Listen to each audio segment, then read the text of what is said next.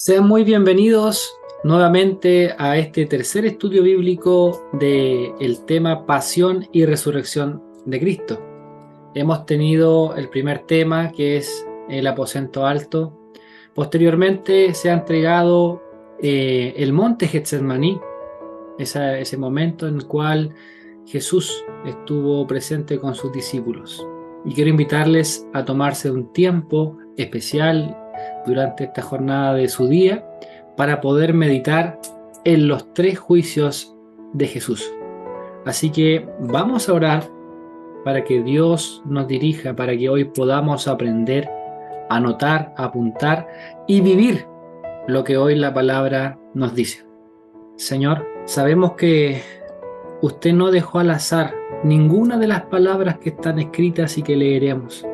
El propósito final es la cruz y la resurrección, el perdón y salvación de pecados. Oramos, Padre, para que nos des esa concentración y esta palabra pueda bendecir nuestras vidas. En el nombre de Jesús. Amén. Veíamos en la clase anterior cómo Jesús tiene esa intimidad con sus discípulos. De alguna manera, Él se comprometía a poder dirigirles, orientarles, protegerles. Así que compartiremos pantalla, así que los que tengan su televisor, su computador, puedan tener este momento para poder ir viendo también las diapositivas. Mirábamos cómo Jesús oraba intensamente en aquella noche. Esta noche, la cual Él quiere tener una relación con su Padre, porque sabía que el próximo día sería un día muy difícil para Él, el más difícil de sus 33 años. Podíamos ver que solicitaba a Dios que pase esa copa amarga que no quería beber, pero el Señor le comentó que era necesaria esa copa para poder traer la paz al mundo. Sus discípulos cabecearon, durmieron, lo vimos, pero ahí estaba Jesús con ellos. Cuando termina de orar, se presenta con los discípulos y quizás los mira a algunos por última vez. Ahí es el momento en cual comienza a llegar una caballería de soldados. Comienzan a llegar soldados que en algún momento alguien les comentó dónde estaban. Nosotros ya entendemos quién, ¿cierto? Aquel discípulo que le siguió durante 3 años, este personaje que Jesús también lo eligió, conoció sus milagros, conoció quién era Jesús, lo vio, pero nunca tuvo el poder transformador en su vida. O sea, nunca comentó lo que Dios había hecho por él. Ahora vemos que en esta noche muy agitada van a pasar muchas cosas. Y Jesús ya había orado, los discípulos habían dormido, vinieron todos los soldados, muchos soldados, para poder arrestar a Jesús. Es acá donde estos personajes, guiados por Judas Iscariote, llegan a este monte, al Getsemaní, y llegan preparados para una batalla. La Biblia relata de que son muchísimos sacerdotes que venían con él, muchísimos soldados judíos que pertenecían al grupo más élite de aquel lugar, llamado el Sanedrín. Este grupo que le va a acompañar desde este momento hasta la cruz, donde van a ser claves para la ejecución de Cristo. Es interesante saber que esta noche estaba en lucha espiritual la luz con las tinieblas. Desde antes de la creación del mundo se estaba tejiendo esta historia a través de los años. Ahora Jesús nos enseña esa parte práctica. Aún en estos momentos nos seguía enseñando.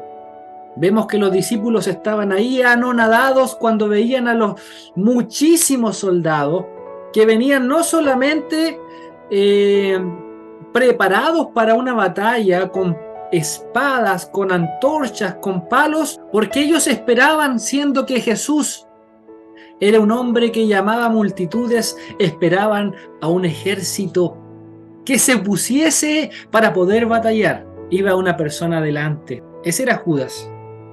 Judas iba guiando. Esa noche estaba cayendo en el aposento alto y Jesús le dice a Judas: lo que tú vas a hacer, Judas, hazlo pronto.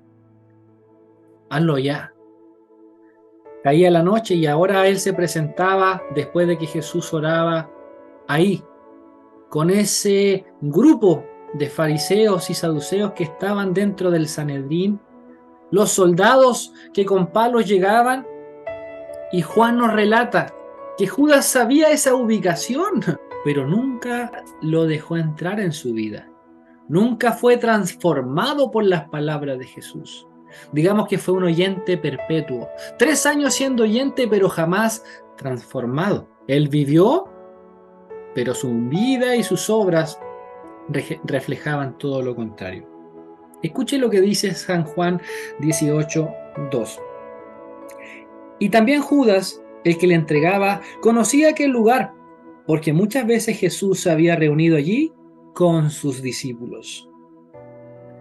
Judas, pues, tomando una compañía de soldados, alguaciles de los principales sacerdotes y de los fariseos, fue allí con linternas y antorchas y con armas. Ellos esperaban muchísima gente. Recordemos que ellos intentaban hace 3 años poder asesinar a Jesús, apedrear a Jesús, lapidar, como se llama, a Jesús. Llevaban 3 años siendo confrontados por este judío que era de Galilea. Ahora, lo interesante de este escenario es que en aquella noche de luna nueva, llegando la Pascua, donde todo estaba claro, por cierto, lo significante de llevar una antorcha, a saber de que no sabían que se encontraban con la luz del mundo.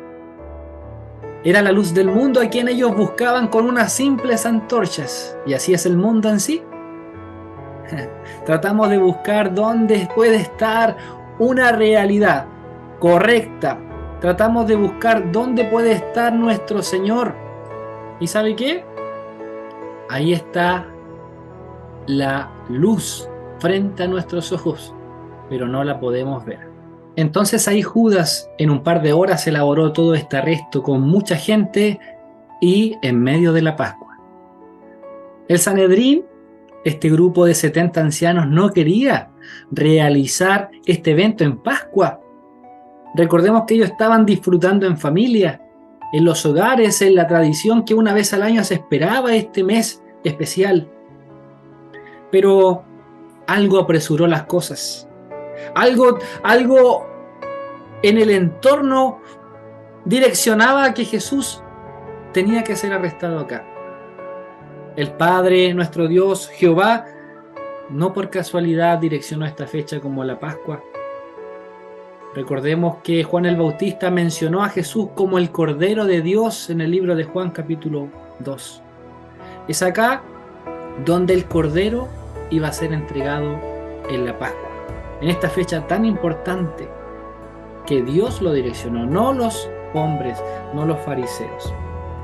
Entonces, el Sanedrín apuró todos estos procesos y debía ser de noche. No fue de día, nadie fue durante la jornada de las 10 de la mañana a las 4 de la tarde, no, era durante la noche. Todo este evento, desde este arresto que se pronuncia ahora con los soldados judíos, en 24 horas más Jesús ya está en la cruz. En este periodo de tiempo Jesús ya está terminando este periodo de pasión, de muerte. Interesante saber que todos estos eventos pasaron después de esta cena, después de compartir un buen rato, después de compartir esta parte tan íntima con los discípulos, después de orar al Padre para reunir fuerzas necesarias para que esa copa amarga no la pueda beber. Entonces, era un lugar conocido por Judas. Judas había estado con Jesús. pero su corazón nunca había sido transformado. Él siempre fingía, tenía cualidades dentro de estos 12, quizás financieras, porque era el tesorero de este lugar, de este sector, pero aún así fingía arrepentimiento. Le gustaban los milagros, le gustaba estar delante, le gustaba que la gente le mire. Y no es que con un beso en la mejilla traiciona a Jesús. Muchas veces pienso en este personaje tan rechazado por todos, pero no es hasta que nos damos cuenta que nosotros somos como Judas muchas veces.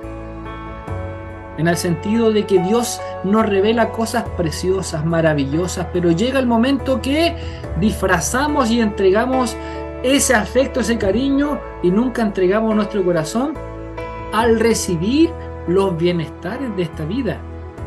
Para Judas fue el dinero, para muchos es el trabajo, para otros la tecnología, para otros la familia, para los otros es un carro, un auto, ¿cierto? Pero es aquí Judas, el dinero, que tuvo más amor a él que al propio Jesús. Ahora, el Sanedrín, importante el Sanedrín, lo vamos a estar mirando durante este tiempo, porque ellos mandaron arrestar a Jesús en este momento especial. Ellos solamente podían juzgar la parte religiosa, no podían juzgar la parte política. En este caso, tenían que ser llevados ante el sumo sacerdote para ser juzgados, ya que Jesús muchas veces también había escapado de aquellos hombres que querían matarle. Entonces Jesús fue arrestado y llevado ante el sumo sacerdote. En este momento se encontraban vigentes 2 sumos sacerdotes, ya que quedaba vitalicio aquel que iniciaba esto, ¿cierto? Y era cambiado, se mantenía el sumo sacerdote. Esto era parte de un linaje real. Entendamos eso. Entendamos que este personaje, Anás, que la abreviación se comenta de Ananías, era el sumo sacerdote, el cual duró bastantes años. Y el otro era Caifás. Caifás era el yerno de Anás o Ananías. El que estaba vigente actualmente ya para poder juzgar, el que estaba a cargo de esta administración, era Caifás. Caifás tomó esta determinación de poder arrestarlo en aquel día y llevarlo a su hogar. Miren lo que dice el capítulo 18 de Juan, verso 3. Judas, pues, tomando una compañía de soldados, sí, lo vimos en el verso 4, pero Jesús, sabiendo todas las cosas que les había de sobrevenir, se adelantó y les dijo: ¿a quién buscáis? Antes de ser llevado, Jesús ya sabía que lo estaban buscando. Caifás, Ananías, los otros sacerdotes.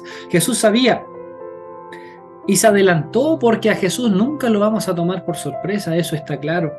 Y le respondió a Jesús Nazareno. Jesús le dijo: yo soy. No sé si usted ha escuchado esa palabra anteriormente. Jesús la tomó en su ministerio más de 10 veces. Yo soy la puerta, yo soy la luz, yo soy el camino, yo soy la vid, y así muchas más. Pero en la antigüedad, en el Éxodo, vemos que Moisés conversó con un ser especial, Jehová de los ejércitos, que su nombre era el Yo Soy. Y fíjese lo que pasa en este evento importante. Y estaba también con ellos Judas, el que le entregaba. Cuando le dijo yo soy, retrocedieron y cayeron a tierra. ¿Había algo especial en Jesús? Imagínese que si solamente cuando pasaba Pedro y Juan, los enfermos sanaban, los cojos andaban, ¿cierto? Las palabras de Jesús cuando calmó la tempestad no cambian en este evento. Cuando Jesús dice: yo soy Jesús, yo soy el que ustedes buscan, al Nazareno, ellos cayeron, retrocedieron y cayeron. Volvió pues a preguntarles: ¿a quién buscáis? Y ellos dijeron: a Jesús Nazareno. Respondió Jesús: os he dicho que yo soy, pues si me buscáis a mí, dejad ir a a los discípulos que estaban ahí. Si ustedes me buscan a mí, dejen ir a mis discípulos, a ellos. Que muestra el Señor en esta imagen su amor, porque Jesús sabía que ellos tenían que seguir con esta obra, pero que su tiempo ya había llegado. El de los discípulos apenas estaba comenzando. Los discípulos, ¿qué estaban presenciando acá? El amor. ¿Por qué el amor? Porque uno de sus conocidos, y al parecer amigo de los demás, se le estaba entregando a Jesús. Ya le entregó, y Jesús estaba mostrando el amor. ¿No es así? Cristo muestra un evangelio práctico, vivido. Él vivió lo que predicó. Habló de las personas que hablan mal de nosotros, nos entregan a estos enemigos, y Él nos dice: amad a estos enemigos. Mateo 5, ¿cierto? Él nos dice: amen a vuestros enemigos. Jesús lo mostró aquí. Qué lindo es saber eso, sabiendo que Jesús se mantuvo paciente. Jesús mostró su tranquilidad, su ser pasivo, manso en este momento. Imagínese estar en una situación como esta. Reaccionaríamos como Pedro al cortar la oreja de uno de los soldados, ¿cierto? Pero Jesús se mantuvo templado, con la mente fría, y les dijo: hey, yo soy, a mí me están buscando, dejen ir a mis discípulos, para que se cumpliese lo dicho: de los que me diste no perdí ninguno. Y ahí Pedro hace el cometido de cortar la oreja derecha a uno de los soldados. Jesús, un personaje en la historia, un ser especial, esta noche iba a cumplir su cometido. El Sanedrín lo estaba esperando. Este Sanedrín, este grupo de élite, eran 70 hombres encargados de llevar la parte legislativa de esta provincia. Estaba el sumo sacerdote, estaban los ancianos, estaban los escribas, y estaban también los principales sacerdotes. Habían sacerdotes, principales sacerdotes, obviamente, ancianos y escribas. Ellos conformaban el Sanedrín, este grupo de élite. Jesús les dice a los soldados: llevadme, ya aquí estoy entregado hacia el Sanedrín.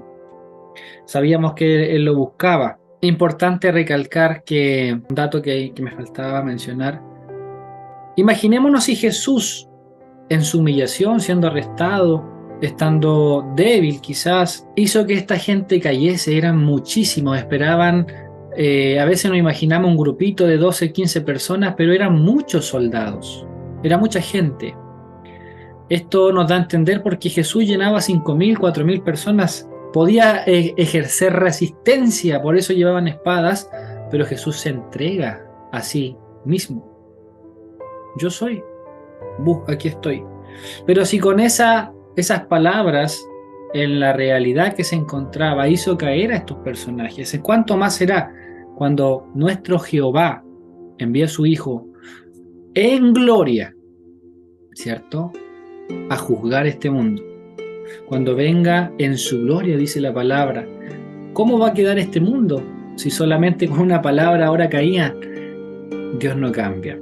Eso es importante. Este Sanedrín, ¿por qué se oponía tanto a Jesús? Y tenemos la imagen del Sanedrín, porque llevaron a Jesús ante el sumo sacerdote Caifás. Primero lo llevaron donde Anás, luego donde Caifás. Ese fue el acto.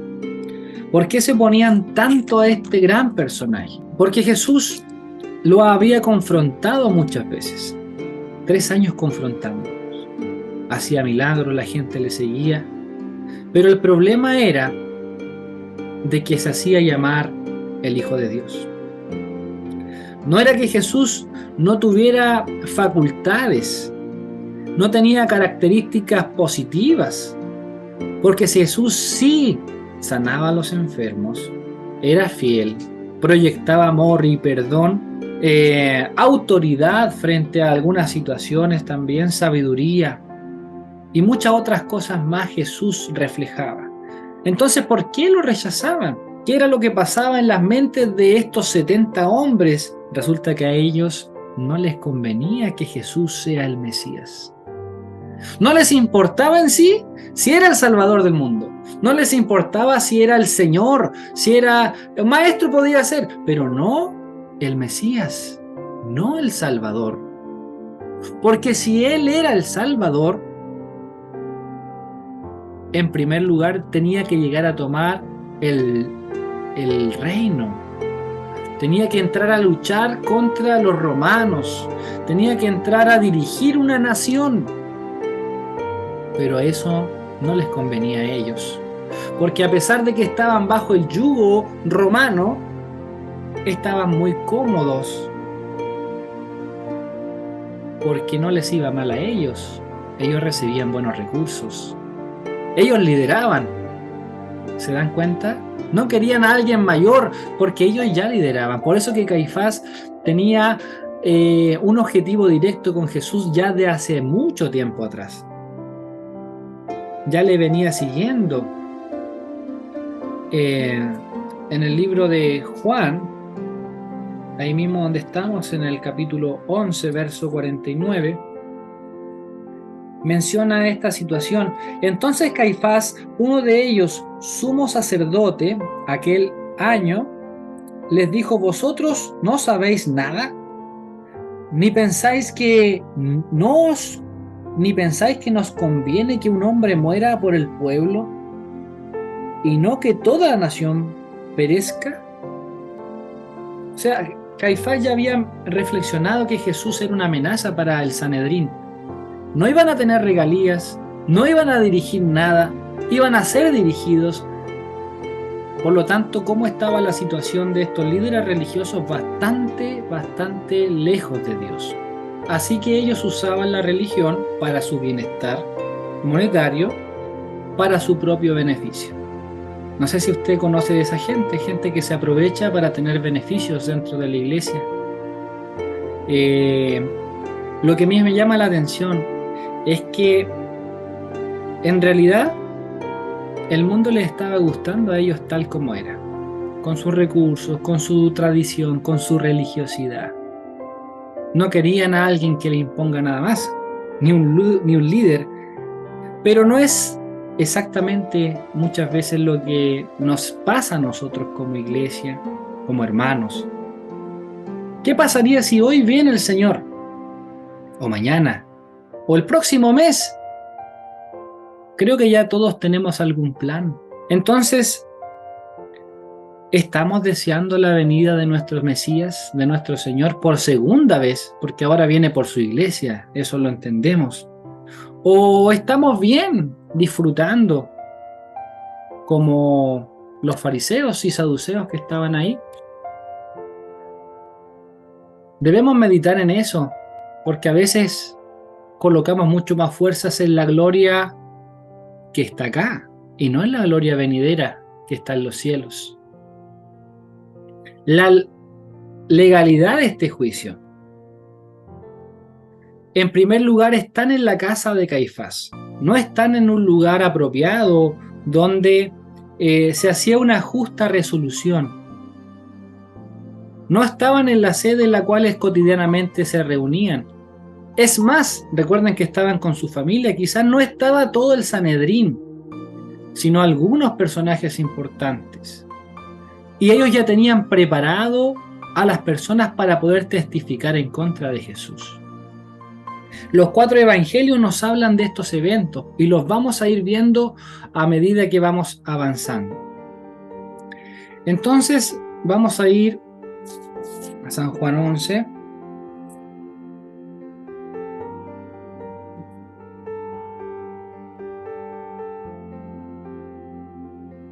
Así que desde aquel día acordaron matarle.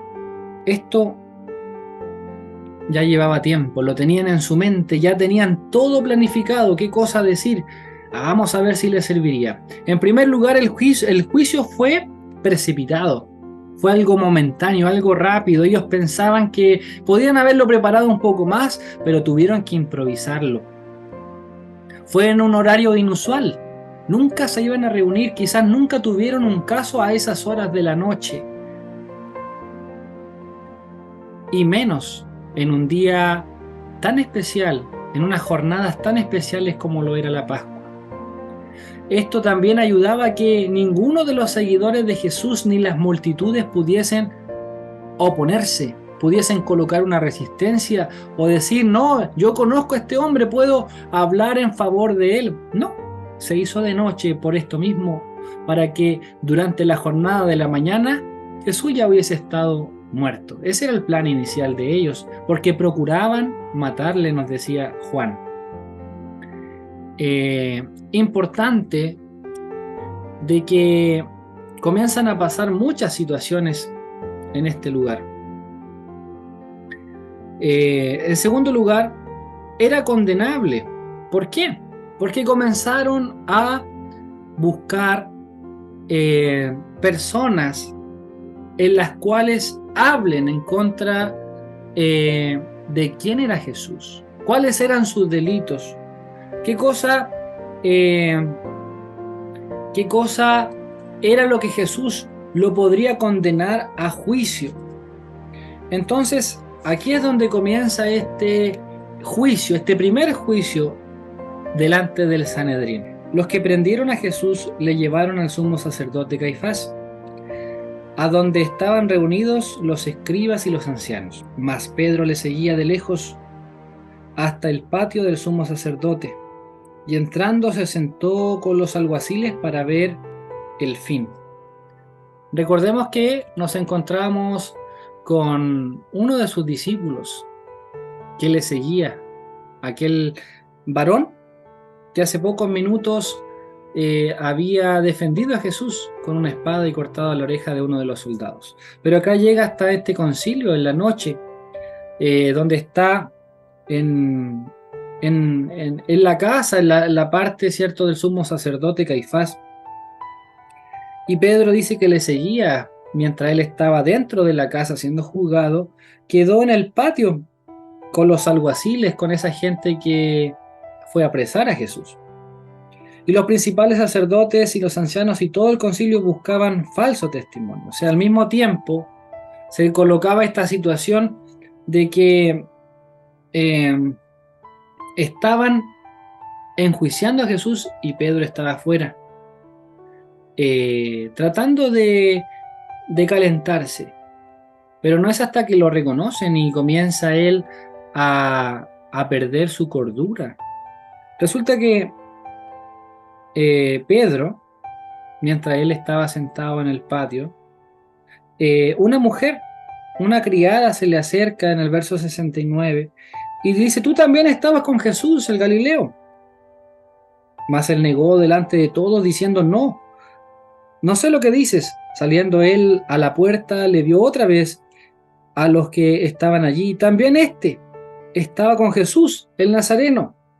Pero él negó otra vez con juramento: no conozco al hombre. Un poco después, acercándose los que por allí estaban, dijeron a Pedro: verdaderamente también eres tú de ellos, porque aún tu manera de hablar te descubre. Entonces él comenzó a maldecir y a jurar: no conozco al hombre. Y enseguida cantó el gallo. Entonces Pedro se acordó de las palabras de Jesús, que le había dicho: antes de que cante el gallo me negarás 3 veces. Y saliendo lloró amargamente. Ahí está en pantalla. Podemos ver de cómo Jesús conocía el pasado, el presente, el futuro. Podemos ver que Jesús tiene todo en control, sabe todas las situaciones. Pero aquí Pedro cambia este carácter. Él estaba en otra, su mente no estaba en su sano juicio, porque estaba preocupado por su amigo, que en algún momento le hizo la promesa de que iba a estar con él bastante tiempo, hasta la muerte le comentó. Pero no fue hasta la primera intervención donde Pedro niega a Jesús 3 veces, y como dice acá, incluso a maldecir en el verso 74 con muchas palabras horrendas, y a jurar, de tal forma que su corazón sintió, como dice en el hebreo, como si un veneno de serpiente estuviese en su cuerpo, cuando llora amargamente. Por otra parte, Jesús estaba en el concilio donde habían hombres que presentaban algunos argumentos para poder enjuiciar a Jesús. Y lo vemos un poco más atrás, el verso 60, y no lo hallaron, el verso 59, y los principales sacerdotes y los ancianos y todo el concilio buscaban falso testimonio contra Jesús para entregarle a la muerte, y no lo hallaron. Aunque muchos testigos falsos se presentaban, pero al fin vinieron 2 testigos falsos. Había muchos testigos que ellos habían incluso contratado porque buscaban un mal testimonio de Jesús, y la Biblia nos dice que no lo hallaron. Qué intachable fue Jesús en su ministerio. No buscaban qué cosa decir para darle muerte. Eso es admirable, saber de que Él era justo, íntegro, que es lo que nosotros anhelamos, caminar hacia esa perfección. Lo interesante es que dentro de todo este grupo que fue a oponerse, quizás escucharon a muchas personas, pero 2 de ellos llaman la atención del sumo sacerdote. El 61. ¿Qué dijeron? Este dijo: puedo derribar el templo de Dios y en 3 días reedificarlo. Y levantándose el sumo sacerdote le dijo: ¿no respondes nada? ¿Qué testifican estos contra ti? Mas Jesús callaba. Entonces el sumo sacerdote comienza a subir un poco la tonalidad de su voz, porque ya Jesús, venía una persona y Jesús no decía nada, no se defendía. Ahora, ¿cuál era la función que tenía el Sanedrín de poder defender en una primera instancia a la persona que es demandada? Y buscaban tener esta imparcialidad para tener un juicio justo, imparcial, donde no se inclinan a ningún lado, pero había una irregularidad. Ellos buscaron a los falsos testigos. Ellos buscaron a las personas, siendo que las personas debiesen haber entregado al culpable, pero aquí el Sanedrín es quien busca a Jesús. Es la segunda irregularidad. Resulta que en Números 35:30 habla de los errores. Cuando hay un error en este juicio, esta parte jurídica, la Biblia lo habla en Números 35:30, que es un error gravísimo, e incluso recibe una pena mucho peor aquel que está mintiendo y entregando un falso juicio, pero al Sanedrín no le importaba eso. De hecho, querían arriesgar mucho más para poder llevar a Jesús a la muerte. Habían dejado a la ley de lado. No, queremos enjuiciarlo. Los testigos debían llevar al acusado al tribunal y esta obligación era de protegerlo. No, en ninguna parte Jesús tuvo un juicio justo. Por eso que él se mantenía en silencio, porque él sabía que no tenía ni siquiera qué cosa decir, porque sabía que era un juicio ilegal. Todo se hacía al revés con Jesús en este caso. Todo se hacía diferente porque estaban apresurados, estaban presionados. Ahora, ¿qué hubiese pasado reflexionando en que si hubiesen buscado personas que hablen a favor de Jesús? ¿No hubiesen ido cojos, ciegos, paralíticos, muertos que habían resucitado, personas que habían presenciado un milagro, amigos que habían recibido alimentos, que habían visto las señales y prodigios que hacían? No les convenía eso. Por esa razón también debía ser de noche y en silencio. Qué hermoso saber que Jesús fue intachable. El tribunal nunca buscó la verdad, nunca buscó tener a alguien que pudiera hablar a favor de Jesús. El Señor habló de ser acusados falsamente. ¿Recuerdan eso cuando Él, en el libro de Mateo capítulo 5 verso 11, nos habla de este proceso en sí? Cuando alguien te estaba acusando injustamente, ¿cómo puedes responder? Mateo 5:11 dice: bienaventurados sois cuando por mi causa os vituperen y os persigan y digan toda clase de mal contra vosotros mintiendo. Gozaos y alegraos, porque vuestro galardón es grande en los cielos, porque así persiguieron a los profetas que fueron antes de vosotros. Alégrense, gócense, nos manda a nosotros, pero Él permaneció tranquilo y siendo pacífico. Entonces este argumento que descoloca un poco al Sanedrín, donde quieren agarrarse de esa tela y poder tirarla, es: yo derribaré este templo. En ningún momento Jesús menciona eso, porque así es el enemigo. transforma un poco de la verdad y le coloca un poco de mentira y hace una realidad que se asume correcta. Entonces yo derribaré. La distorsión de estas palabras está en Juan 2:19, cuando respondió Jesús y les dijo: destruid este templo y en 3 días lo levantaré. Jesús hablaba de su cuerpo, ¿cierto? Destrúyanlo. O sea, un tipo de profecía al decir: ustedes van a destruir este cuerpo, este templo, pero en 3 días lo levantaré.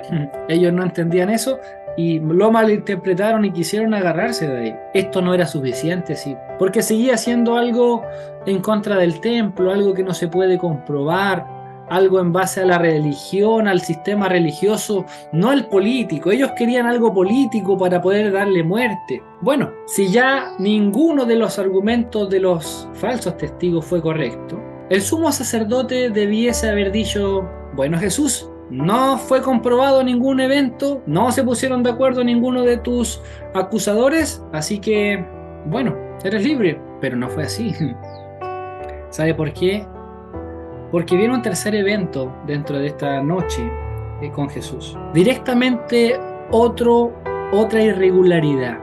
El sumo sacerdote solamente juzgaba, pero nunca intercedía en una de estas acusaciones, o incluso poder hablar directamente con el opresor para poder condenarle. Y es acá donde el sumo sacerdote, Caifás, tiene esta agresividad con Jesús, donde él le dice: ¿no respondes nada? En el verso 63 del capítulo 26. Y aquí dice una palabra clave, Caifás: te conjuro por el Dios viviente que nos digas si eres tú el Cristo, el Hijo de Dios. Él tiene que tomar las cartas en el asunto, Caifás. Muchas veces Jesús había callado en el Sanedrín porque ahora no respondía a estas palabras. Sabía que era injusto, sabía que era ilegal, ellos no lo iban a aceptar, pero este hombre toma una iniciativa de poder casi forcejear a Jesús a decir: conjuro por el Dios viviente que me digas si eres el Cristo. Ahora, esta parte de te conjuro, que lo podemos ver en Mateo, ¿cierto?, se usaba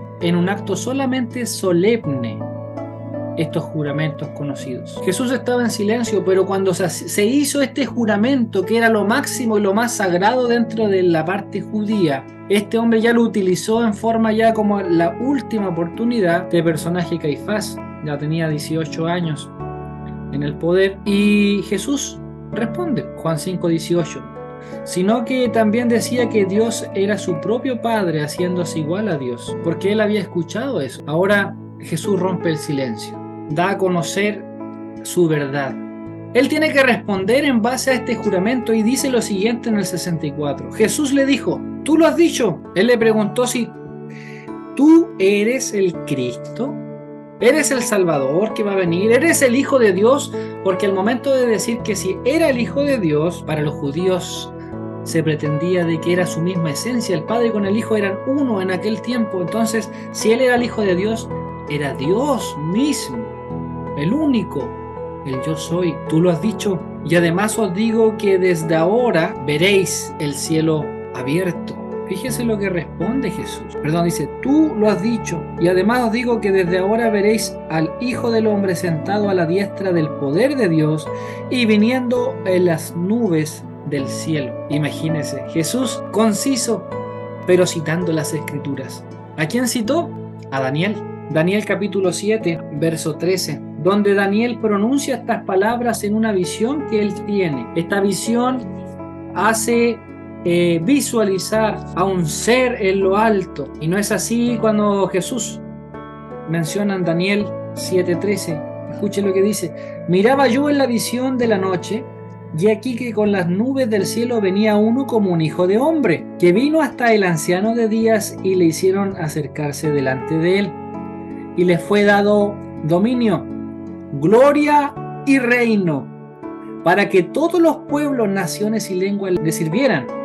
Su dominio es dominio eterno que nunca pasará, y su reino uno que no será destruido. Genial. Esa es la visión que tiene Daniel, y esa es la respuesta que entrega Jesús. Recuerden: veréis al Hijo del Hombre sentado a la diestra, a ese Hijo de Hombre que iba a recibir el dominio, el poder de todas las naciones por siempre. Qué hermoso es saber cómo Jesús conocía las Escrituras. Pero más hermoso es saber que las profecías hablaban de él en muchas ocasiones.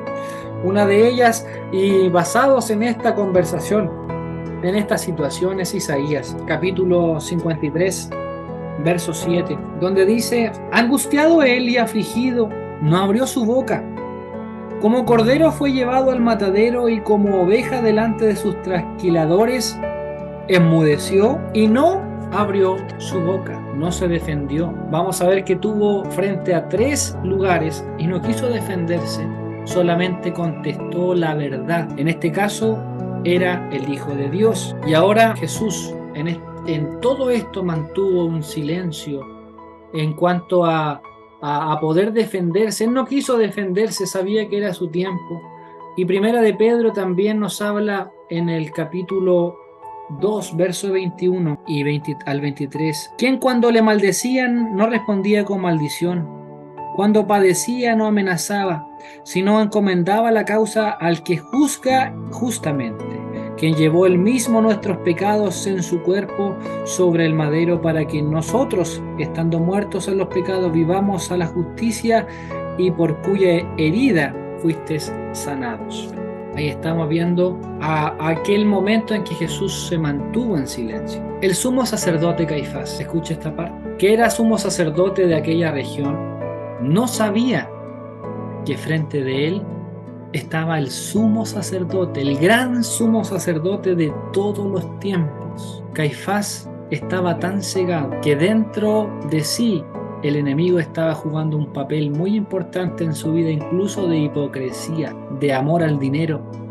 Pero aquí estaba el sumo sacerdote haciendo lo correcto. Tenemos evidencia de cómo podemos contrapesar la diferencia de un mal sumo sacerdote con un buen sumo sacerdote en Hebreos 5, verso 6 y en Hebreos 9, verso 11, para que usted lo pueda buscar. Qué tremendo es eso, el gran sumo sacerdote de todos los tiempos frente a un sumo sacerdote en mucho pecado. El verso 65, entonces el sumo sacerdote rasgó sus vestiduras diciendo: ha blasfemado, ¿qué más necesidad tenemos de testigos? He aquí, ahora mismo habéis oído su blasfemia. En señal de supuestamente ira, en señal de supuestamente enojo, duelo, que era rasgar sus vestiduras, era una actuación de este hipócrita. ¿Por qué? Porque por fin él estaba contento por dentro. Tenía un buen argumento ahora para poder presentar ante Poncio Pilato. Tenía el argumento de que se autonombró Jesús el rey. No podía haber otro rey, sino César, ¿cierto? Ellos tenían un argumento para matar a Jesús. Él estaba contento por dentro, quizás figurativamente por fuera, rompió todo lo que tenía, ¿cierto?, delante.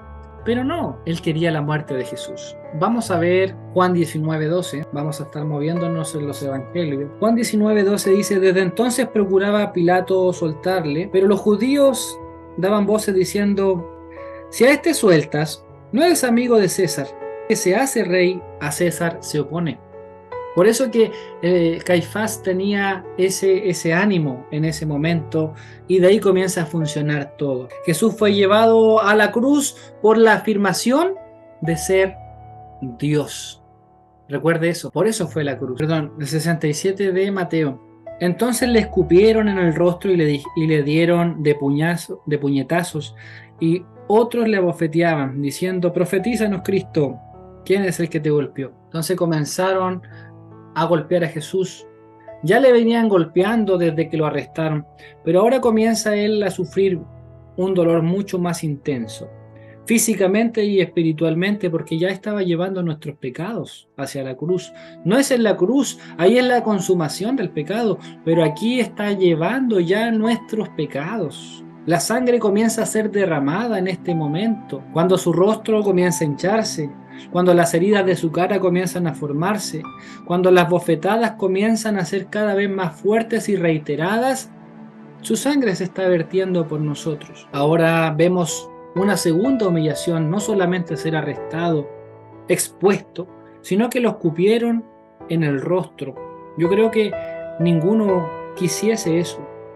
El Rey de Gloria está siendo humillado. Y le dieron de puñetazos y otros le abofeteaban. Ahí estaba Jesús, pagando esa vergüenza, esa aflicción por nosotros. Isaías 50, verso 6. De mi cuerpo heridores, y mis mejillas a los que me mesaban la barba. No escondí mi rostro de injurias y de esputos. O sea, Jesús profetizaba 700 años antes de que su rostro, su cara, iba a ser entregada para ser escupida, para que su barba sea jalada, para que le den a golpetazos. Su rostro en sí mostraba esa entrega por los pecadores del mundo. Ahora el Sanedrín comienza esta odisea para llevarlo hacia Pilato. Jesús es llevado ante Pilato. Nos vamos a Marcos. ¿Quién era Pilato? ¿Por qué lo llevan donde él? Ahora, ¿por qué estaba Pilato en Jerusalén? Recordemos que Pilato vivía en un lugar llamado Cesarea Marítima. Era un sector más lejano, pero Pilato debía estar en estas fechas que son más revolucionarias, porque sabía que dentro de las fiestas judías esta era la que hacía revelar mucho más a la gente, por lo tanto debía estar en Jerusalén. Mire lo que dice, nos vamos a Marcos capítulo 15, verso del 1 al 5, donde dice que muy de mañana, habiendo tenido consejo los principales sacerdotes con los ancianos, con los escribas y todo el concilio, llevaron a Jesús atado y lo entregaron a Pilato. Esa mañana, de muy de mañana, como dice el versículo 1, tuvieron una reunión los principales sacerdotes y los ancianos y los escribas. Todo el Sanedrín ahora, como dice acá, y con todo el concilio. Quizá en la noche, mientras arrestaron y pudieron interrogar a Jesús, no estaban todos los 70, estaban con su familia, pero aquí estaban todos y llevaron a Jesús atado y le entregaron a Pilato. Pilato, como les decía, se encontraba viviendo en Cesarea, pero por esta razón estaba acá, por estos tipos de conflictos donde hasta el momento ya tenía algunos malhechores en prisión por infringir el orden público. Para esa razón estaba Pilato, para poder controlar todo este desorden, que no haya ningún tipo de descontento social, ningún tipo de disturbios. Entonces, Pilato era de la provincia de Judea y fue nombrado emperador por el emperador Tiberio. Su cargo duró 10 años, del 26 después de Cristo al 36. ¿Cómo lo describían los historiadores a Pilato? Filón, un escritor judío, se refiere a él como con un carácter inflexible. O sea, lo que él decía, nadie lo podía confrontar. Era duro, una persona áspera, sin emociones, sin consideraciones. O sea, no le importaba si era un niño, si era un adulto, un anciano. Su función era llevar la ley y el orden. Entonces, este personaje, como nos dice Marcos del 1 al 5, lo llevaron muy de mañana. El verso 2, y Pilato le pregunta a Jesús, como lo vemos, ahí está en imagen, está frente a los soldados judíos, está los soldados romanos, está el Sanedrín. Había muchísima gente expectante hasta este juicio. Muy de temprano, cosa que nadie se entere, nadie pueda decir, yo lo vi, yo estoy acá. No, gente específica estuvo ahí. Pilato se caracterizaba por ser una persona corrupta. Se consideraba una persona de robos, de violencia, de infundir brutalidad ante la gente. Como todo emperador, él no era una persona flexible, amorosa, no, de condenas continuas, mencionan los historiadores.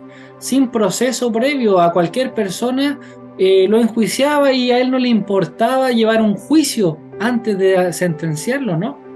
Este era Pilato, para que nos hagamos una idea de su carácter. Una persona ruda, que Lucas 13:1 habla de la muerte que de alguna manera mata, asesina a judíos que son inocentes, que estaban ahí, donde él iba a la ciudad y de pronto le pide a los soldados por una situación que se disfracen, ¿cierto?, de personas normales, y en este descontento maten a la gente que estaba en desánimo. Porque Pilato no se llevaba con los sacerdotes, no se llevaba con los judíos, ni los judíos querían a Pilato. Era algo recíproco. A pesar de estas mismas diferencias, de este caos que se producía, de este tire y afloje entre los judíos y los romanos, que la verdad que le estaba costando un poco llevar esta sincronía con ellos. Podríamos decir que estaba esperando la segunda tarjeta amarilla, ser echado de su cargo. Entonces se encontraba en una situación muy difícil y ahora le traen un caso especial a Jesús, y muy de temprano.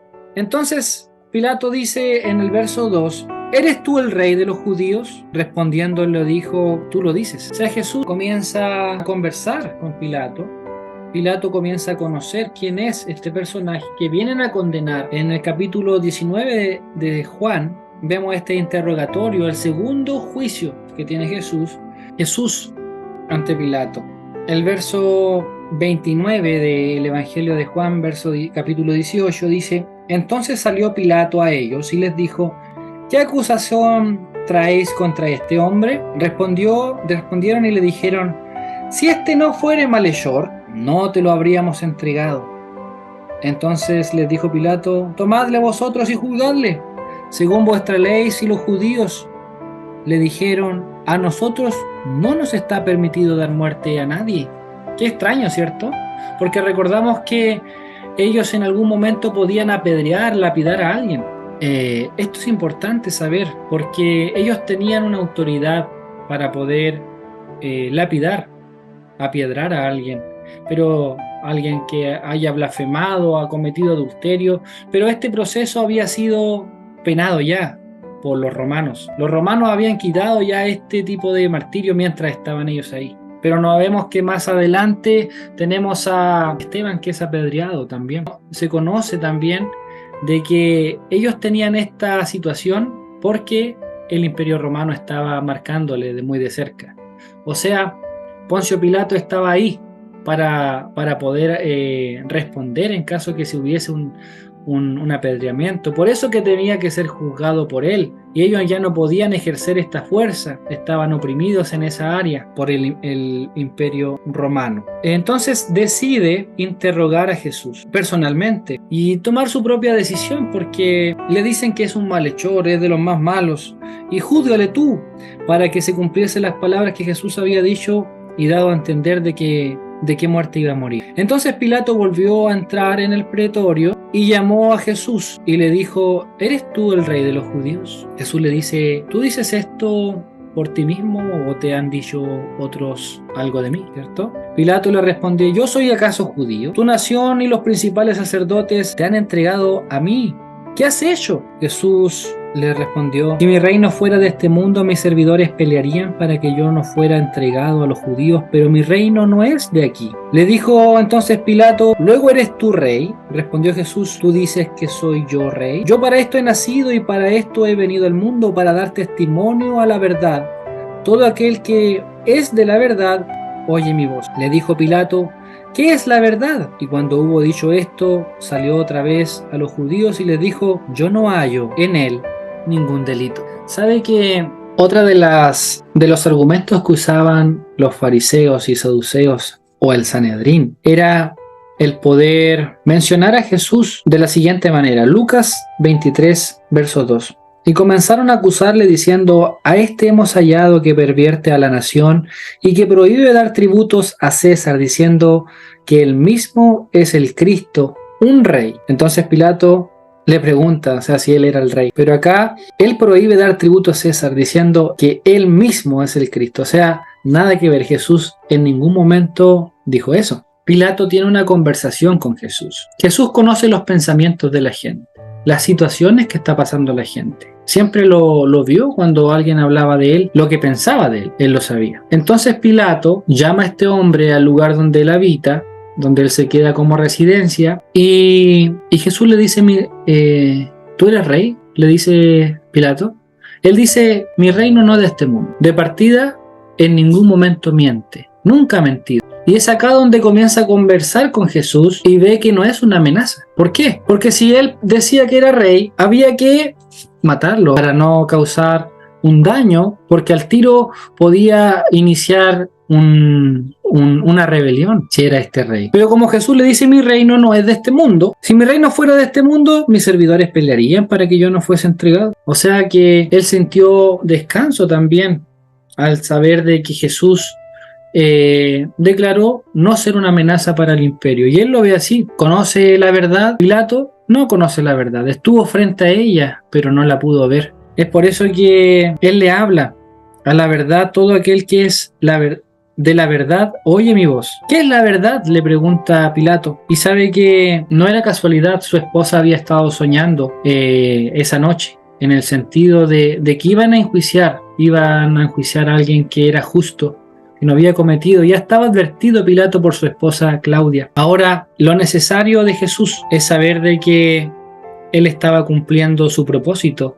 Jesús le dice, para esto yo he venido, he nacido, y para esto he venido al mundo, para dar testimonio a la verdad. Ahí estaba un simple emperador, un simple líder frente al rey de los judíos, al rey de reyes. Ahora Pilato sale y no es bien recibido por la multitud, porque como le dice, yo no hallo en ningún delito, en el delito. Esto lo repite 3 veces. Fue tanto el impacto al ver a Jesús, al estar con Jesús, a ver cómo era la autoridad de Jesús, que él no halló engaño en él. Le dijo Pilato, pero vosotros tenéis la costumbre de que suelta uno la. ¿Queréis pues que suelte al rey de los judíos? Entonces todos dieron voces de nuevo diciendo, no, a este no, sino a Barrabás. A Barrabás era ladrón, dice el verso 40. ¡Wow! ¡Qué tremendo! Antes de irnos con Barrabás, vamos a ver esta cosa extraña que está pasando en la mente de Pilatos. ¿Por qué él reflexionaba? Porque él sabía que había algo extraño de parte del Sanedrín. ¿Por qué iban a estar sentenciando al rey de los judíos? Condenando al rey de los judíos. ¿Por qué? ¿Qué pasaba si él no había engaño, si él solo se dio cuenta de que en Jesús no había mentira? O sea, de alguna forma asumió de que él sí era el rey de los judíos. En el poco tiempo que estuvo con Jesús fue confrontado y vio parte de la verdad. Es interesante saber de que algo le preocupaba. Y no es casualidad de que 3 ocasiones él trate de excusarse en llevar a Jesús hacia la muerte. Tratar de liberar en una ocasión, donde el primer intento lo trata de hacer acá y dice, no, yo no lo voy a condenar, en él no hay engaño. El segundo es lo que leíamos recién, es Herodes, ¿cierto? Que vamos a ir ahora a continuación, pero él le intenta liberar a Jesús porque no ve ningún tipo de engaño. Lucas 23 dice, y Pilato dijo a los principales sacerdotes y a la gente, ningún delito hallo en este hombre. Yo no hallo ningún delito en él. No sé, yo no lo puedo juzgar, no lo puedo sentenciar. Jesús, vamos a leer ahora Lucas 23, ahí mismo, unos versos más abajo, el verso 6. Entonces Pilato, oyendo decir Galilea, vamos a leer 5, pero ellos porfiaban, porque ya Jesús ya no había sido condenado y ellos porfiaban diciendo, alborota al pueblo, enseñando por toda Judea, comenzando desde Galilea hasta aquí. Cuando Pilato entendió esto, entonces Pilato, oyendo decir Galilea, preguntó si el hombre era Galileo, y al saber que era de la jurisdicción de Herodes, le permitió a Herodes, que en aquellos días también estaba en Jerusalén. Herodes, viendo a Jesús, se alegró mucho. O sea, le llevó, digamos, como un tipo de premio a Herodes. Aquí está Herodes en Lucas 23, porque Herodes quería conocer a Jesús hace bastante tiempo. Herodes era el hijo, ¿cierto?, de Herodes, aquel personaje que manda a matar a los niños menores de 2 años. Recordemos en el nacimiento de Jesús. Este Herodes es el hijo, y es acá donde pasan algunas imágenes también en la cabeza de muchos, porque él fue el que mandó a asesinar a Juan el Bautista, y ahora estaba aquí Jesús, y él le esperaba algo de Jesús, quería conocer a Jesús. Lucas 9:9, un poquito más atrás, y dijo Herodes, a Juan yo le hice decapitar. ¿Quién pues es este de quien oigo tales cosas? Y procuraba verle. Herodes procuraba ver a Jesús, quería saber porque escuchaba tantas maravillas, tantos milagros acerca de él. Como estaba en la región, conocía un poco de lo que la gente hacía cuando Jesús realizaba sus entrega de sermones, sus mensajes, porque Jesús no hizo nada silencioso, nada escondida, nada en cuevas, sino que al frente de todos, en el templo, en los lugares abiertos, en los campos, ahí estaba Jesús. Por lo tanto, Pilato, así como Herodes, pudo haber escuchado antes alguna historia de Jesús. Por lo tanto, trasladan a Jesús con Herodes. Es importante saber de que este momento es icónico. Pilato lo envía porque le pertenecía, si era Galileo, tenía que juzgarlo el que está a cargo de Galilea, Herodes. Vamos a leer este escenario. Herodes, viendo a Jesús, el verso 8 del capítulo 23, se alegró mucho porque hacía tiempo que deseaba verle, porque había oído muchas cosas acerca de él y esperaba verle hacer alguna señal. O sea, que Jesús hiciera una especie de magia, que hiciera alguna señal, y le hacía muchas preguntas. ¿Cómo lo haces? Quizás, ¿qué cosa haces? ¿Qué milagros haces? Y es verdad que hiciste esto, hiciste lo otro. Le hacía muchas preguntas, pero él nada le respondió. Y estaban los principales sacerdotes a la cola, obviamente, y los escribas acusándole con gran vehemencia. Entonces Herodes con sus soldados le menospreció y escarneció vistiéndole de una ropa espléndida, y volvió a enviarlo a Pilato, y se hicieron amigos Pilato y Herodes aquel día, porque antes estaban enemistados entre sí. O sea, digamos que Pilato, al enviarlo con Herodes, le dio como un regalito, y funcionó, porque desde ese día volvieron a reunir la amistad. Como lo meditaba en esta semana, Jesús unió hasta sus enemigos. Fue causa de unión ante Herodes y Pilato. Pero Herodes no tenía una lógica de poder sentenciarlo. Muchos piensan de que él incluso estaba un poco abrumado con todo este proceso en el cual meditaba en la muerte de Juan el Bautista. Quizás le pesaba, no lo sabemos, pero no se quiso acriminar él y lo devolvió con Pilato. Que él se haga cargo. O sea, llega nuevamente con Pilato en el verso 13, convocando a los principales sacerdotes, a los gobernantes. Me habéis presentado como un hombre que perturba al pueblo, pero habiendo interrogado yo delante de vosotros, no he hallado a este hombre ningún delito alguno de aquellos que le acusáis, ni aun Herodes.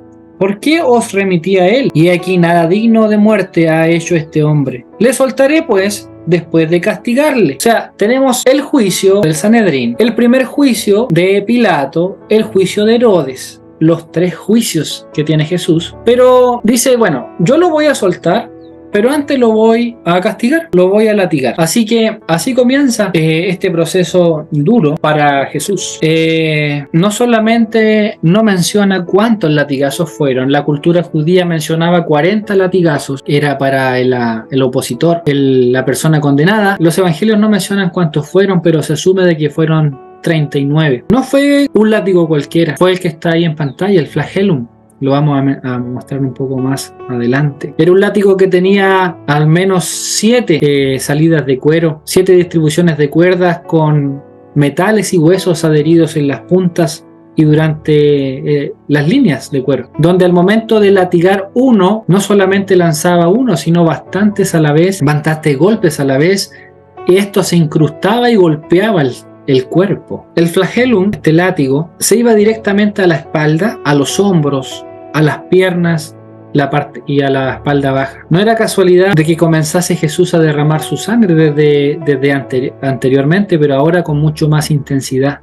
Esto producía algún tipo de hematomas, también cúmulos de sangre, que también al momento de ser partidas eclosionaban y desangraban. Estos latigazos comenzaban a sonar para el mundo entero, comenzaban a mostrar la recta final de Jesús. Este hueso, metal y cuerdas de cuero iban desmembrando la espalda y el cuerpo de Jesús, debilitando los músculos de Jesús, después de haber tenido una noche muy dura, una noche donde sus amigos lo abandonaron, una noche en que fue golpeado, todo esto injustamente, donde lo llevaban como un animal para un lado y otro, donde un emperador, donde un legislador, donde en ningún momento había un amigo que le levantase el ánimo, solamente estaba relacionándose con el Señor. Por eso era importante aquella oración en la noche anterior. Se dicen que no solamente fueron 40 azotes, sino muchísimos más. Algunos comentan que hasta 300 azotes, ya que con 40 o 39 azotes en el Antiguo Testamento se podía seguir casi antes de morir, seguir vivo por lo menos. Pero algunos no lograban estar vivos después de estos 40 azotes. Eso es importante saber. El apóstol Pablo fue latigado muchas veces. En 2 Corintios 11:24 nos habla de que incluso hasta 4 veces fue latigado. Entonces se habla de un látigo el cual quizás no fue el mismo flagellum, sino un látigo diferente. Pablo entonces desgarraban el cuerpo, la espalda, los desgarraban. Eso es importante saber. Jesús comienza a ser latigado uno por uno. Se dice que fueron hasta 39, mostrando así aquel inicio de aquel tiempo de las enfermedades, de las raíces de las enfermedades, ¿cierto? Que conocemos, donde nacen todas las raíces de las enfermedades, como la fiebre, la lepra, las úlceras, las difterias, los hemorroides, las sorderas, los flujos, todo esto, y un listado más grande, ¿cierto?, de 39 enfermedades raíces, las cuales Jesús menciona de que Él murió y llevó nuestras enfermedades. Ahora habíamos dejado en pausa un personaje, Barrabás. Cuando llega Jesús, ahí vemos el látigo romano, el flagelo, donde se dicen que en esta no solamente se usó un tipo de látigo, sino que se usaron bastante, al menos 4 tipos de látigos diferentes para poder latigar a Jesús. Importante saber de que el Señor esto todo lo hizo por nosotros. Era la costumbre de liberar a alguien, Jesús o Barrabás. Sabemos la historia. Sabemos que de estos dos personajes, uno era un personaje justo y otro era un malhechor que no solamente agitaba las masas para las futuras rebeliones, sino que ya había asesinado, sino que ya había matado a alguien, había robado. Pues entonces esta expresión suelten a Barrabás lo vemos en el verso 15 del capítulo 27 de Juan, de Mateo, en el libro de Mateo. Mateo 27, 15. Ahora bien, en el día de la fiesta acostumbraba el gobernador soltar al pueblo un preso el que quisiese, y tenía entonces un preso famoso llamado Barrabás. Reunidos pues ellos, le dijo Pilato: ¿a quién queréis que os suelte, a Barrabás o a Jesús llamado el Cristo? Porque sabía que por envidia le habían entregado. Y estando él sentado en el tribunal, su mujer lo manda a llamar, ya lo vimos esa parte. El verso 21, y respondiendo el gobernador le dijo: ¿a cuál de los dos queréis que os suelte? Y ellos dijeron: a Barrabás. Pilato se sorprende y dice: ¿qué pues haré de Jesús llamado el Cristo? O sea, aquí tengo a dos personajes. Barrabás tiene un significado importante, ya hemos profundizado en él. Barrabás tiene esta raíz de Bar Abba, ¿cierto? Que significa hijo del Padre. Bar Abba significa hijo del Padre. Una contraposición podríamos llamarlo, porque el hijo del Padre era Jesús. Ese era el hijo de Dios, pero ahí estaba otro hijo del Padre, ¿cierto? Pero eligieron al otro, al hijo no divino. Ahora, este personaje nos representa a nosotros. El que tenía que ir a la muerte a pagar las consecuencias era Barrabás. El que tenía que pagar la muerte eterna era el mundo, éramos nosotros los seres humanos, pero aquí llega Jesús y toman mi lugar. Es libre Barrabás. ¿Eres libre tú? Bueno, en este estudio quiero que sepas que Jesús tomó tu lugar. Pedro lo relata como el justo, muriendo por los injustos. Ahí está Barrabás. Su grito de expresión, estaban a punto de producir un motín de todos los fariseos, de todos los saduceos. Ahí están en pantalla gritando: queremos a Barrabás, si no queremos. Cada vez se colocaba más fea esta situación para Poncio Pilato. Su puesto estaba a punto de ser, de alguna manera, sufrir un quiebre en esta situación. La Biblia relata que tenía miedo en este entonces, y la gente elige a Barrabás. Él es liberado, Jesús posteriormente es latigado, y nos vamos a leer Mateo 27, ya con esto vamos terminando, el verso 29. Y pusieron sobre su cabeza una corona tejida de espinas, una caña en su mano derecha, e hinchando la rodilla delante de él, le escarnecían diciendo: salve, rey de los judíos. Y escupiéndole tomaban la caña y le golpeaban en la cabeza. Aquí estaban aquellos hombres después de haberlo latigado, después de haber liberado al Barrabás. Estos soldados romanos toman un hato de espinas secas, le hacen una corona, las unen, las colocan y las incrustan en la cabeza, haciendo una relación que él era el rey. Repartieron sus ropas también, se burlaban de él. No es casualidad de que ellos burlasen también a Jesús con una corona de espinas. Los soldados tomaron este objeto sin saber de que tenía un significado para el pueblo judío, para nosotros hoy en día, recordando de que en Génesis 3, 17 al 18 existía un símbolo de maldición para el mundo, donde se mencionaba que la tierra iba a producir cardos. En Génesis 3:17, y al hombre dijo: por cuanto obedeciste a la voz de tu mujer y comiste del árbol de que no te mandé diciendo, no comerás de él, maldita será la tierra por tu causa. Con dolor comerás de ella todos los días de tu vida, espinos y cardos te producirá, y comerás plantas del campo. Estas espinas significaban la condenación, una condena, nuestra maldición. Era maldita la tierra por medio de estos cardos. Pero ahora esta maldición iba sobre Jesús. Jesús llevaría esta maldición. ¿Por qué buscaban estos fariseos incluso llevarlo a la muerte? Por lo mismo, porque esperaban y sabían que había una cruz para ellos. Y ellos tenían bien claro que era maldito aquel que era clavado en un madero. Y es ahí donde ellos iban a decir: este personaje es maldito. Este personaje, este hombre, no era más que un simple hombre, incluso un maldito, porque fue clavado ahí. No es el Mesías, no es el Hijo de Dios, pero llevó esa maldición, incluso la misma ley, la maldición de la ley. Nadie la podía cumplir, pero Jesús lleva nuestra maldición, nuestras maldiciones, incluso generacionales, y las entrega en la cruz. Spurgeon menciona este evento de estar presente ante 4 líderes, así como hubo 4 evangelios para exaltar a Jesús, Mateo, Marcos, Lucas y Juan, hubieron 4 jueces para avergonzarlo, para dañarlo, para herirlo, para menospreciarlo, para humillarlo. Anás, sumo sacerdote; Caifás, sumo sacerdote; Pilato y Herodes. Ellos tuvieron la oportunidad, estos 4, de conocer a Jesús. Estaban en Galilea, estaban en Jerusalén, estaban en el mismo lugar, pero nunca se acercaron a él. ¿No pasa eso con ustedes? ¿O conocen a alguien que sí le ha sucedido? Están cerca de una iglesia, están cerca de alguien que es cristiano, están participando en los cultos, en las actividades, han escuchado quizás de Jesús, pero ¿le conocen a él? ¿Le creen a él? ¿Jesús habita en sus vidas? ¿Han sido transformados por él? Eso me hace pensar en que no somos tan diferentes. Una vez que soltaron a Barrabás, una vez que colocaron la corona de espinas, de que ya fue enjuiciado, mire lo que dice el verso 31.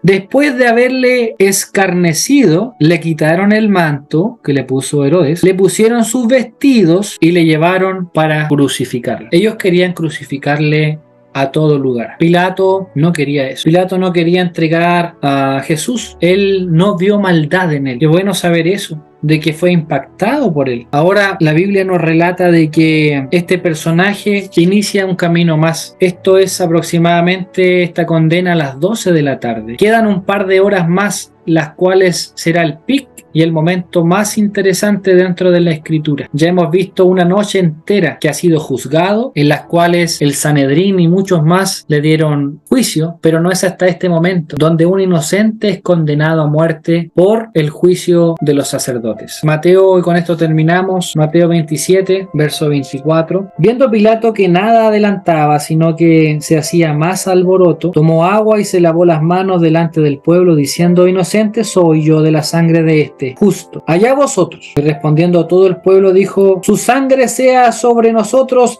y sobre nuestros hijos. Entonces le soltó a Barrabás después. Lava las manos Pilato: yo no tengo responsabilidad en esto. ¿Qué estaría pasando por la mente de Pilato, siendo un hombre tan cruel, siendo un hombre tan duro y rígido, sin emociones? Y con este malhechor tiene algo diferente. Quiere entregarle libertad en 3 ocasiones. Él mismo, con Herodes, con Barrabás, y aún así él lava sus manos. ¿Creen que Jesús pudo haber hecho una obra en él? Quizás tú piensas que también posees ese carácter rudo, rígido, pero no es hasta que Jesús te confronta y cambia tu perspectiva, cambia tu corazón y tu vida y tus pensamientos y los hace nuevos. Ese es Jesús, quien cambia el pensamiento y la vida del ser humano. Pero a pesar de esto, Pilato prefirió la amistad con César y no la amistad con Cristo. ¿Qué amistad prefieres tú? En este momento hemos meditado cuál fue el fin de cada uno, pero es importante saber de que la amistad con Cristo perdura por siempre y Él no falla. Ahora Herodes quería que Jesús haga una señal, pero Jesús no está bajo nuestras órdenes. Dios nunca ha obedecido órdenes humanas, sino que siempre Él hace su voluntad. Por eso, Él permaneció en silencio.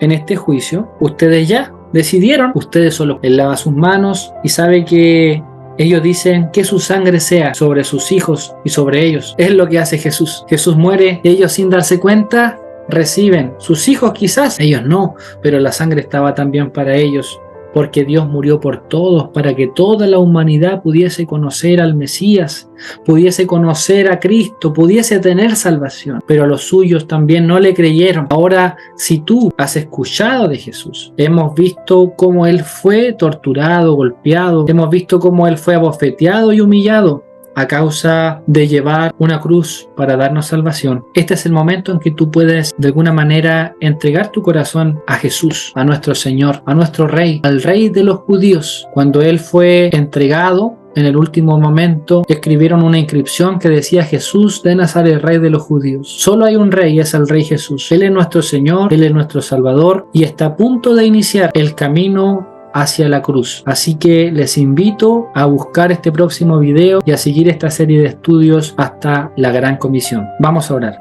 Hemos estudiado tu palabra y visto estas escenas. Viajamos casi 2000 años atrás, un poquito menos, donde en el año 33 la gente que quería colocar a Jesús como rey, una semana después lo quería condenar a la muerte de cruz. Donde el pueblo de las tinieblas, el mundo de las tinieblas, pensaba que tenía ganada esta batalla. Hoy hemos leído cómo su hijo fue entregado para morir, pero antes de eso tuvo que entregarlo todo. Esa pasión que no podemos imitar muchas veces. Gracias porque en este estudio nos enseñaste a amar a nuestros enemigos. Gracias porque en este estudio nos enseñaste a poder ser guiados por ti, a pesar de las cosas que no nos gustan, pero debemos beber esa copa amarga. Jesús, tú vives en nuestras vidas y deseamos que las enseñanzas que hemos visto, como la verdad, la fe, el perdón, la amistad, el negarte, Señor, a veces incluso está muy constante en nosotros, pero ayúdanos a mejorar y aprender. Gracias